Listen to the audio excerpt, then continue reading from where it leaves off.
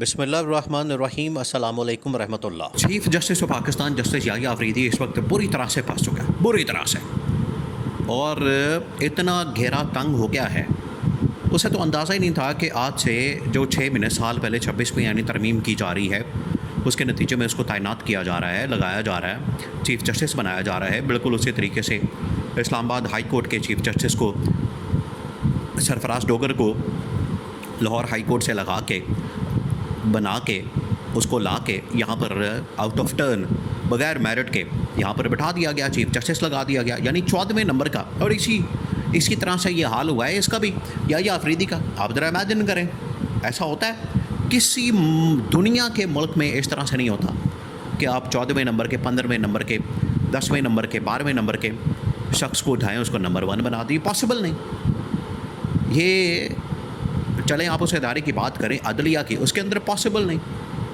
پھر وقت کے ساتھ ساتھ اب مزاحمت کا سامنا کرنا پڑا ہے، تو چیف جسٹس کو اب احساس دن بدن دیکھیں، یہ احساس ایک ہے باہر دنیا کی جانب سے جو احساس دلایا جا رہا ہے ججز کی جانب سے، وکلاء کی جانب سے، کوچ مملک کے اندر پھر درخواستوں پر درخواستیں، ایک ہے اندر اپنے انسان کا اپنا ضمیر ہوتا ہے، اس کا اپنا ضمیر بھی اس کو ملامت کرتا ہے، اس کا ضمیر بھی اپنا بتاتا ہے، وہ بھی ایک دل کے اندر ملال ہوتا ہے کہ آپ نے یہ جو راستہ اختیار کیا ہے، یہ واقعی کسی نہ کسی جگہ کہیں میرٹ کا، انصاف کا، کہیں آپ نے عدل کا قتل تو نہیں کیا۔ تو آج یہ چیف جسٹس کو احساس ہو رہا ہے۔ اب ہوا کیا ہے، سیناریو کیا بن رہا ہے؟ دیکھیں، سیناریو یہ بن رہا ہے کہ یہ ہفتہ بڑا کرٹیکل ہفتہ شروع ہو چکا ہے، بہت اہم ترین ہفتہ ہے۔ اس کی وجہ یہ ہے کہ عمران خان کے مقدمات، 26ویں آئینی ترمیم کا مقدمہ، اس کے علاوہ ججز کی بغاوت، ججز کی مزاحمت، وکلاء کی تحریک اور پی ٹی آئی کا اس طرح سے عوامی احتجاج کرنا، یہ وہ تمام فیکٹرز ہیں، تمام چیزیں ہیں جس کی وجہ سے چیف جسٹس کو احساس ہو چکا ہے کہ میں نے جو کام کیا ہے، میں نے جو کام، اصل میں تو یہ کام ڈالا ہے چیف جسٹس نے مل کر گورنمنٹ کے ساتھ، یہ تو کام ڈالا کیا ہے، یہ کام ان لوگوں نے کیا نہیں ہے، یہ کام ڈالا ہے، تو اس کا نتیجہ تو بھگتنا پڑے گا، آپ کو قیمت تو چکانی پڑے گی۔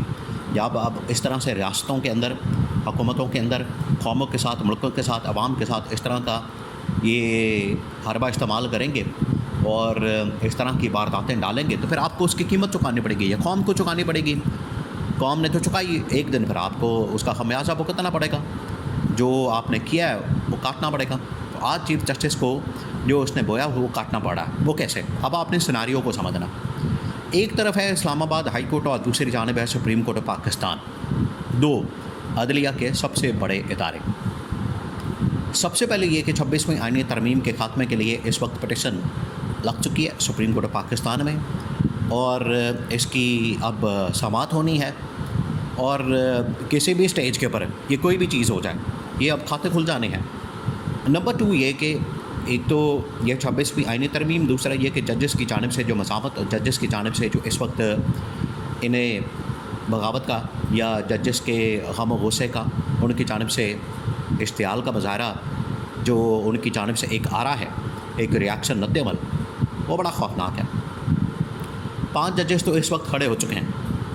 طارق محمود جہانگیری کے ساتھ جو ہو رہا ہے، کوئی بندہ اس کو کہہ سکتا ہے کہ یہ انصاف ہے؟ آپ ذرا امیجن کریں، 35 سال پہلے ایک شخص نے ڈگری لی ہے، اور آج جب اس نے 8 فروری 2024 کے انتخابات کا کیس کھولا تو اس کو پکڑ کے ڈسکوالیفائی کر دیا، اس کی ڈگری کو چیلنج کر دیا، بلکہ ختم کر دیا، اور ماننے سے ہی انکار کر دیا کہ یہ اس یونیورسٹی کا، کراچی سندھ یونیورسٹی کا یہ اسٹوڈنٹ ہے۔ یہاں سے آپ اندازہ کر سکتے ہیں کہ نظام کے اندر کس قسم کی یہ ایک قسم کی آمریت موجود ہے، نظام کے اندر کس قسم کا، نظام کے اندر ایک طاقتور نظام موجود ہے۔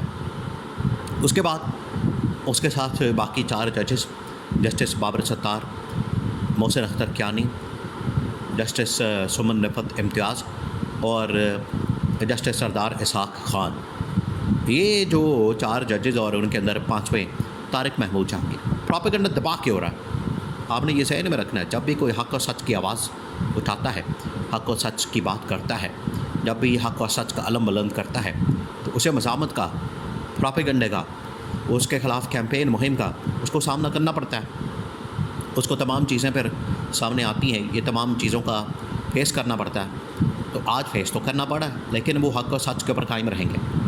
دوسرا سپریم کورٹ پاکستان کے اندر بھی اب منصور علی شاہ سے لے کر باقی ججز وہ اب سرک رہے ہیں، ایک ایک کر کے باہر آ رہے ہیں. ان کو بھی پتہ چل گیا کہ یہاں پہ رہنا ہمارے لیے یہ گھٹن زدہ ماحول. دیکھیں اس گھٹن زدہ ماحول کے اندر کوئی بھی انصاف کے مطابق کام کرنے والا، اس کے اوپر عمل درآمد کرنے والا، عدل کرنے والا، میرٹ کے اوپر کام کرنے والا وہ نہیں رہ سکتا.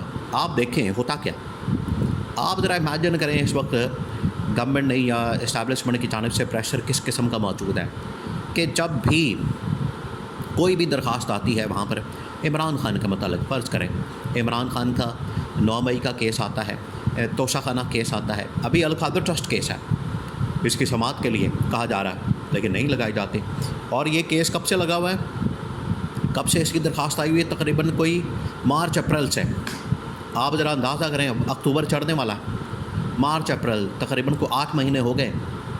ہر دفعہ کوئی بہانہ کر دیا جاتا ہے، کبھی کہتے ہیں عیدیں آ گئیں، کبھی کہتے ہیں برسات شروع ہو گئی، کبھی کہتے ہیں گرمیوں کی چھٹیاں آ گئیں، کبھی کہتے ہیں ملک کے اندر سیلاب آ گیا، کبھی کہتے ہیں کہ ججز غائب ہو گئے، کبھی کہتے ہیں کہ ہم سن نہیں سکتے، کبھی کہتے ہیں کہ چھٹیاں ہو گئیں، کبھی کہتے ہیں پروسیکیوشن ٹیم نہیں آئی. یعنی اس قسم کے بہانے اور ایسے بے بنیاد قسم کے بہانے مارے جاتے ہیں جو پتہ لگتا ہے کہ یہ ایک پورا سازش ہے، منصوبہ ہے. تو اس سے اندازہ کریں ججز پر اکتا جاتے ہیں، ججز تنگ پڑ جاتے ہیں. اب یہ ریاکشن جو ہے وہ ججز سے بڑھ کر آگے وکلا تک بھی جا رہا ہے. وکلا بھی اس کو محسوس کرتے ہیں، وکلا کے اندر بھی اس قسم کی سوچ پائی جاتی ہے کہ ہم کتنا برداشت کریں. ہمارے اوپر یہ جو اس قسم کا ماحول بنایا جاتا ہے، ہمارے ساتھ جو اس قسم کا کھلواڑ کیا جاتا ہے، کیونکہ یہ عمران خان کے وکلا کا مسئلہ نہیں ہے. جو بھی پاکستان کے اندر آئین اور قانون کی بات کرتا ہے، انصاف کی بات کرتا ہے، اس کو اسی قسم کے ریاکشن کا رد عمل کا سامنا کرنا پڑا. تو پھر وکلا اسی وجہ سے اکٹھے ہو رہے ہیں. اب آ رہا ہے وہ پریشر، اور وہ پریشر یہ ہے کہ نہ صرف ججز کی جانب سے بلکہ وکلا کی جانب سے، صحافیوں کی جانب سے اور پی ٹی آئی کی جانب سے یہ پریشر آ رہا ہے کہ اب اگر ان لوگوں نے، یہ ججز نے جو کہ 26ویں آئینی ترمیم کے نتیجے میں اہم ترین پوزیشن کے اوپر براجمان ہے، جس میں جسٹس امین الدین خان، یحییٰ آفریدی، جسٹس سرفراز ڈوگر، یہ تین ہیں. عمران خان نے ان کے بارے میں کہہ بھی چکا ہے کہ یہ تین جتنی دیر تک بیٹھے ہوئے ہیں پاکستان کے اندر انصاف کا، عدل کا نظام قائم نہیں ہو سکتا. تو ان کے ہوتے ہوئے وکلا بھی آخرکار تنگ آ چکے ہیں. دیکھیے ایک خاتون وکیل کے خلاف چیف جسٹس اسلام آباد ہائی کورٹ بڑے ہی امبیرسمنٹ یا آپ کہہ لیں کہ ہراسمنٹ پر مبنی جو جملے کہتا ہے وہ پھر پکڑے جاتے ہیں.